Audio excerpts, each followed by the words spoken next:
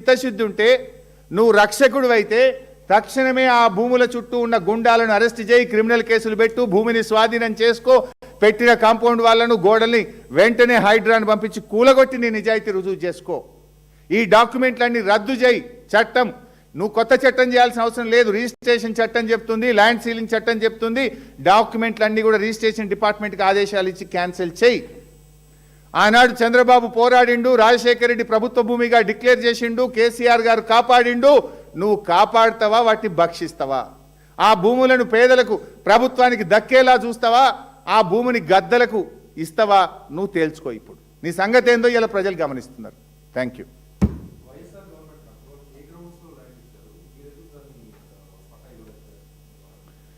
వైఎస్ఆర్ గారు ఆనాడు కాంగ్రెస్ అంటే వాళ్ళకు పట్టాలు అప్పటి 1975 కంటే ముందు తాతలు తండ్రుల నుంచి వాళ్ళు సాగు చేసుకొని బతుకుతున్నారు వాళ్ళు.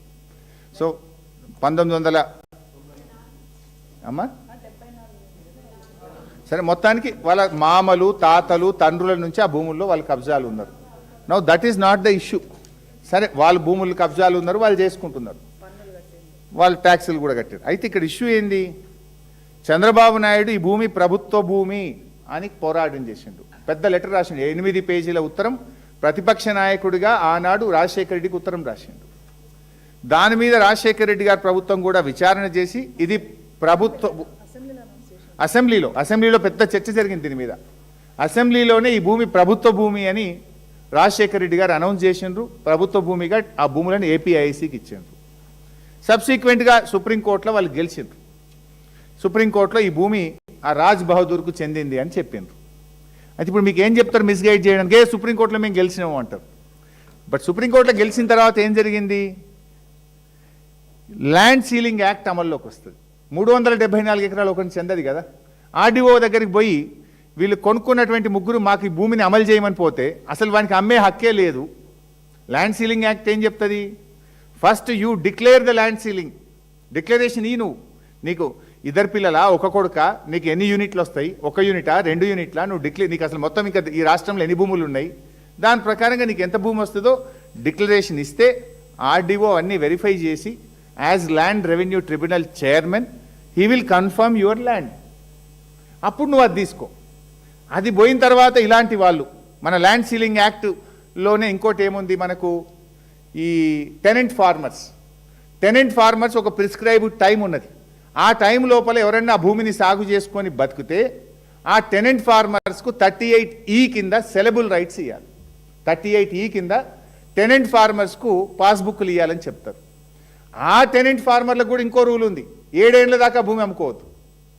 ఆ టెనెంట్ ఫార్మర్లకు కూడా భూమి వస్తే వాళ్ళు 7 ఏళ్ల దాకా భూమిని ఇతరులకు అమ్మే హక్కు కూడా ఉండదు. 7 ఏళ్ల దాకా వాళ్ళు ఎంజాయ్ చేయాలి భూమిని, తర్వాత అమ్ముకోవచ్చు. ఇప్పుడు వీళ్ళు చేసుకునే ఈ డాక్యుమెంట్లు రైతులకు కొంతమందికి 4 లక్షలు 3 లక్షలు ఇచ్చి రాయించుకుంటున్నారు. అవి చెల్లయి. ఈ రాజ్ బహదూర్ అమ్మింది కూడా చెల్లదు. అంత చిత్తు కాయిదాలు అవి. సో ఇక్కడ ఈ ఇష్యూ ఏంది? ల్యాండ్ సీలింగ్ యాక్ట్ కింద ఫస్ట్ రాజ్ బహదూర్ ఇస్తే అతనికి 50, 40, 30 ఏమైనా వస్తుందా రాదా అని తేలాలి. తేలినాక ఆయన ఎవరికైనా అమ్ముకునే హక్కు ఉంటుంది తప్ప ఆయనకు అమ్మే హక్కే ఉండదు. సో భూమి తేలకుండా ఆయన ల్యాండ్ సీలింగ్ డిక్లరేషన్ ఇవ్వకుండా అతను ఆర్డీఓ దగ్గర అమ్మినటువంటి వాళ్ళు ఆర్డీఓ దగ్గరికి వస్తే ఆర్డీఓ రిజెక్ట్ చేసిండు, 22A పెట్టిండు. ఆర్డీఓ మాకు ఇయ్యలేదు అని చెప్పి హైకోర్టు పోతే హైకోర్టులో ఆర్డీఓ కరెక్ట్ అన్నది, డివిజన్ బెంచ్ పోతే డివిజన్ బెంచ్ కరెక్ట్ అన్నది, సుప్రీంకోర్టు పోతే స్టే ఇవ్వమంటే ఇయ్యము అన్నది. అది నడుస్తుంది సుప్రీంకోర్టులో. సుప్రీంకోర్టులో రాష్ట్ర ప్రభుత్వమే ఆర్డీఓ పోయి ఏం చెప్పిండు? ఇది గవర్నమెంట్ ల్యాండ్, వీళ్ళకి చెందదు, ఈ కొనుక్కున్న వాళ్ళంతా మా ల్యాండ్ సీలింగ్ యాక్ట్ ప్రకారంగా ఇది నల్ అండ్ వైడ్, ఈ డాక్యుమెంట్లు చెల్లవు, ఇది యాక్టు అని ఆర్డీఓ సుప్రీంకోర్టులో వేసిండు. పోనీ భూభారతిల వై చూస్తే ఇవాళ కూడా పొద్దున ఈ ల్యాండ్ గవర్నమెంట్ ల్యాండు అని భూభారతిలో ఇవాళ కూడా డాక్యుమెంట్ ఉంది. ఇంత క్రిస్టల్ క్లియర్గా ఉంటే అక్కడ పోయి ఎట్లా ఏమి ఇన్ఫ్రా, అది శిల్పా ఇన్ఫ్రా, ఇంకోటి అదే ఉండే AQ2, MEIL, కోహినూర్, ఇవన్నీ అడికెళ్ళి వస్తున్నాయి. ఇవన్నీ కళ్ళకు కనబడతలేవా? పాపం ఈ రైతులపై హైడ్రాక్ దరఖాస్తులు ఇచ్చిండ్రు, ఎందుకు మాట్లాడారు? ఈ రకంగా ఇదేంటిది బిడ్డ gazette?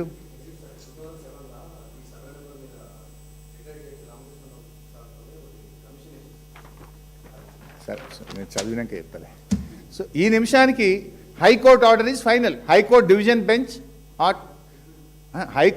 Bench order is final ఈ నిమిషానికి. ఎందుకు high court RDO order, single bench, division bench ఏం చెప్పిండ్రు?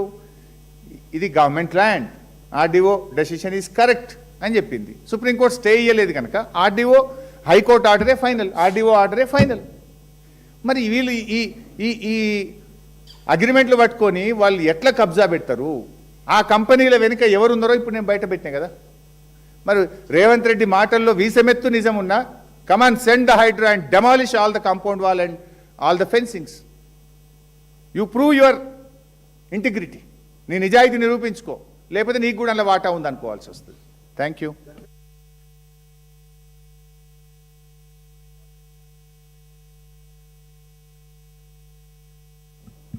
ఇప్పుడు గజ్వేల్ క్యాంప్ ఆఫీస్ మీద దాడి చేసినారు.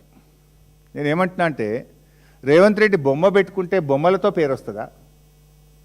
కేసీఆర్ గారు ప్రజల ఆకాంక్షల్ని నెరవేర్చినటువంటి ఉద్యమ నాయకుడిగా, 1 కోటి ఎకరాల మాగాణిగా తెలంగాణ మార్చిన నాయకుడిగా, రైతు బంధు ఇచ్చి 24 గంటల కరెంట్ ఇచ్చిన ఒక ముఖ్యమంత్రిగా తెలంగాణ ప్రజల హృదయాల్లో కేసీఆర్ గారు ఉన్నారు. బొమ్మలు పెట్టుకుంటేనో ఫోటోలు పెట్టుకుంటే ప్రజల హృదయాల్లో ఉండరు. బొమ్మలు కాదు కావాల్సింది, ప్రజలకు 6 గ్యారెంటీల అమలు కావాలి. నువ్వు 6 గ్యారెంటీలు అమలు చేసి ప్రజల హృదయాల్లో చోటు సంపాదించుకో. ఈ రౌడీయిజం ఏంది, గుండాయిజం ఏంది? మా జిల్లాలోనే నా క్యాంప్ ఆఫీస్ మీద కాంగ్రెస్ నాయకులు దాడి చేసినారు గతంలో. మా మైపాల్ రెడ్డి ఎమ్మెల్యే గారి క్యాంప్ ఆఫీస్ మీద పటాన్చెరు ఎమ్మెల్యే ఇంటి మీద దాడి చేసినారు. సునీతా లక్ష్మారెడ్డి నర్సాపూర్ ఎమ్మెల్యే గారి ఇంటి మీద దాడి చేస్తున్నారు. స్వయంగా రాష్ట్ర సాధకుడు, తెలంగాణ తొలి ముఖ్యమంత్రి, ప్రతిపక్ష నాయకుడు ఇంటి మీదనే ఈ రకంగా దాడి చేస్తే ఈ ప్రభుత్వం ఏం చెప్పదలుచుకుంది ప్రజలకు? ఇంకోటి అడుగుతున్నా, సోనియా గాంధీ కూడా ఇవాళ గవర్నమెంట్ బిల్డింగ్లే ఉంది కదా, రాహుల్ గాంధీ కూడా ఉన్నారు కదా. మరి మీరు ప్రధానమంత్రి మోడీ గారి బొమ్మ మీ ఇళ్ళలో పెట్టినరా? సోనియా గాంధీ ఇంట్లో మోడీ గారి బొమ్మ ఉందా ఈరోజు చిత్రపటం? రాహుల్ గాంధీ ఇంట్లో ఉన్నదా?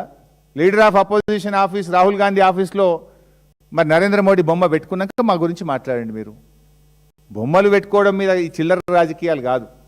నిజంగా మీకు చిత్తశుద్ధి ఉంటే చేయండి, పూర్తి రుణమాఫీ ఇవ్వండి, అవ్వాతాతలకు 4,000 పెన్షన్, 100 రోజుల్లో ఇస్తామన్న మహిళల 2,500 ఇచ్చి మాట్లాడండి. మీరు ఈ చిల్లర వాటితోని ఈ చిత్రపటాలతో వచ్చేది లేదు. కేసీఆర్ 4 కోట్ల తెలంగాణ ప్రజల హృదయాల్లో ఉన్నాడు. తెలంగాణ సాధకుడిగా, తెలంగాణను అద్భుతంగా అభివృద్ధి పథంలో నడిపించిన నాయకుడిగా, చిరస్థాయిలో చరిత్ర ఉన్నంతకాలం, రాష్ట్రం ఉన్నంతకాలం తెలంగాణ ప్రజల హృదయాల్లో కేసీఆర్ ఉంటాడు. Thank you.